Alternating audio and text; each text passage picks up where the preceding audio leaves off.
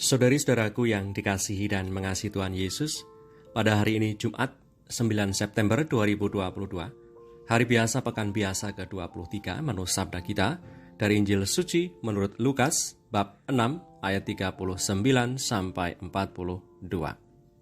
Mari kita siapkan hati kita untuk mendengarkan sabdanya.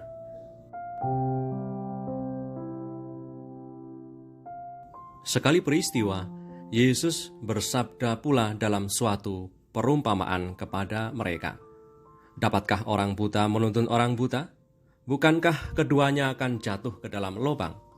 Seorang murid tidak lebih daripada gurunya, tetapi barang siapa yang telah tamat pelajarannya akan sama dengan gurunya. Mengapakah engkau melihat selumbar di dalam mata saudaramu, sedangkan balok di dalam matamu sendiri tidak engkau ketahui? Bagaimanakah engkau dapat berkata kepada saudaramu, "Saudara, biarlah aku mengeluarkan selumbar yang ada di dalam matamu," padahal balok yang di dalam matamu tidak engkau lihat? Hai orang munafik, keluarkanlah dahulu balok dari matamu, maka engkau akan melihat dengan jelas untuk mengeluarkan selumbar itu dari mata saudaramu. Demikianlah sabda Tuhan. Terpujilah Kristus.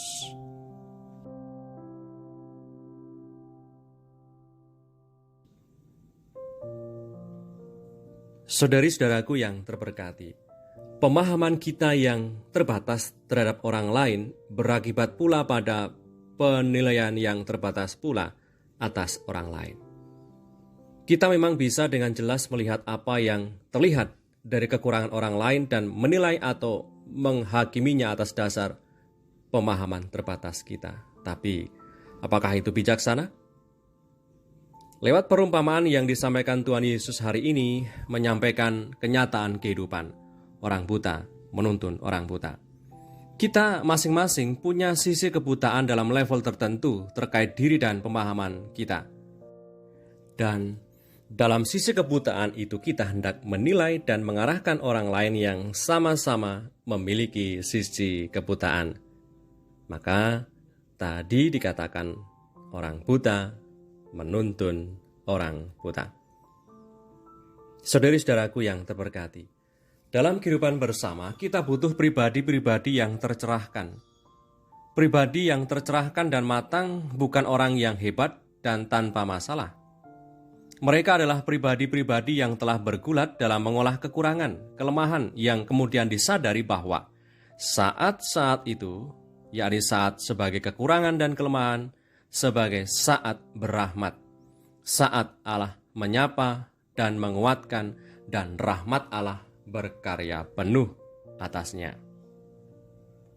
Semoga kita hari ini bisa menjadi sesama yang baik, yaitu memandang dan memperlakukan sesama seperti Tuhan Yesus tunjukkan. Pandangan Tuhan Yesus jelas berbeda dengan kita memandang sesama. Tuhan Yesus yang melihat dengan jelas ke dalam setiap hati, penuh belas kasih kepada semua orang, bahkan untuk mereka yang sebenarnya tidak layak mendapatkan belas kasihannya.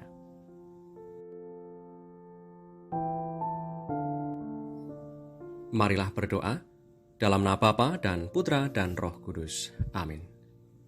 Allah Bapa Maha Baik, kami mohon berkat-Mu supaya kami mempunyai hati yang bening, pikiran yang jernih, agar kami tidak mudah berprasangka buruk dan menghakimi sesama kami. Semoga sikap yang kami tunjukkan hari ini menjadi pelita penuntun bagi sesama untuk bisa mengenali hadir-Mu di tengah dunia ini. Demi Kristus Tuhan dan pengantara kami, yang hidup dan berkuasa bersama Engkau dalam persekutuan Roh Kudus, Allah Meraja sepanjang segala masa. Amin. Berkatalah yang Maha Kuasa turun atas kita semua, Bapa dan Putra dan Roh Kudus. Amin.